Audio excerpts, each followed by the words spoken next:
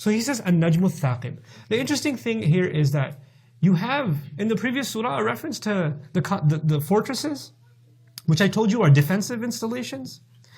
And now you've got the word thaqib, which means piercing through, thaqaba, to pierce through a hole, or to, like a catapult or a cannon or something, hits a wall and goes right through it. That's the idea of thaqaba, to bore through, to pierce through. And the idea of the star's light piercing through the darkness and reaching all the way to us. That's sort of the idea.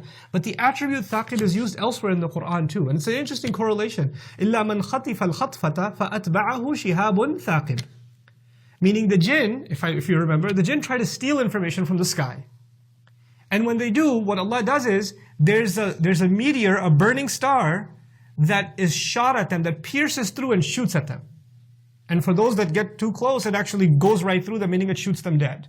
That's what it does. So the word thaqib is used there again. In other words, it's a mental connection that's been drawn in the Quran of the idea of the stars being defensive installations that protect the skies, that shayateen don't have access to.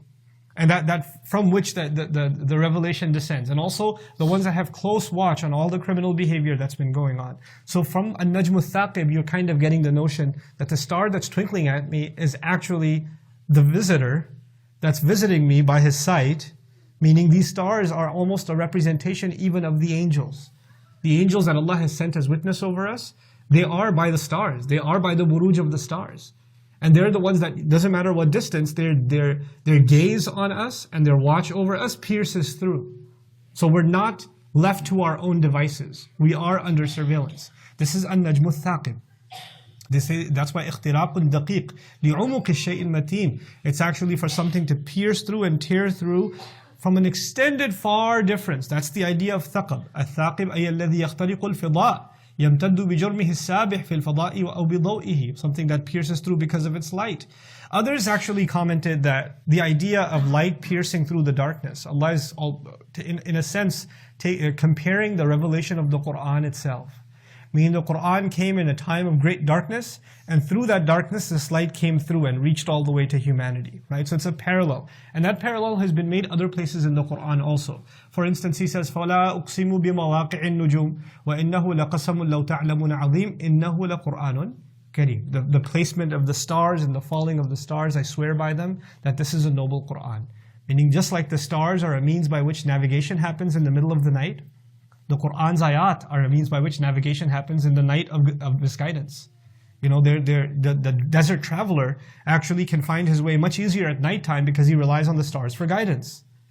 His only hope for surviving the journey is the night stars. They're his navigation system. And in the darkness of this world, the ayat of the Qur'an serve exactly the same purpose. We're surrounded by darkness, and here you have the light of Allah in the stars, and these ayat, each one of them, that actually reaches all the way to us to allow us to have guidance. And of course, it's also a symbol of beauty.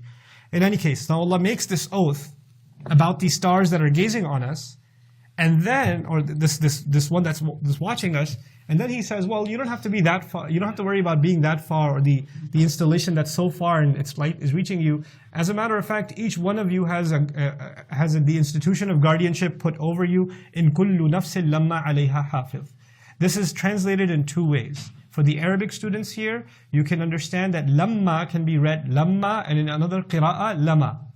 Okay, so it's two qira'at. In kullu nafsin lama alayha hafiz, and in kullu nafsin lamma alayha hafiz. When you say it's lama alayha hafiz without the shadda in that qira'ah, then this ma in grammar is called ma zaida, ma az-zaida, which actually means that this ma is there for emphatic purposes. It doesn't mean no. Which then, what the ayah would mean then is inna kulla nafsin alayha hafiz. And the ma is there to emphasize it. No doubt about it, every single person for sure truly does have a guardian watching over them. Every single person has a guardian and a recorder. Hafiz means two things: someone who guards and someone who records, watching over them.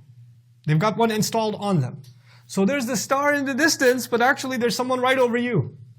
And every time you look at the star now, there's a connection made. By the way, just like that star reaches you, there's a guard right next to you too, that's watching over you. That Allah has installed over you. Now this hafiz does a few things. One, the recording of our deeds. Two, guarding us.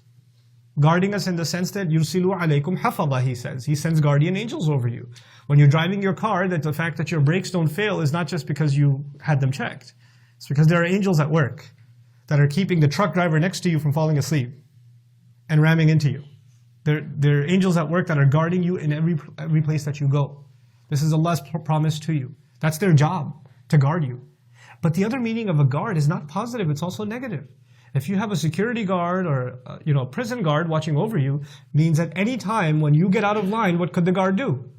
He could grab you. This is actually almost in a sense an extension of inna batsha rabbika lashadid. Allah's grabbing is pretty intense. Hey guys, you just watched a small clip of me explaining the Quran in depth as part of the Deeper Look series.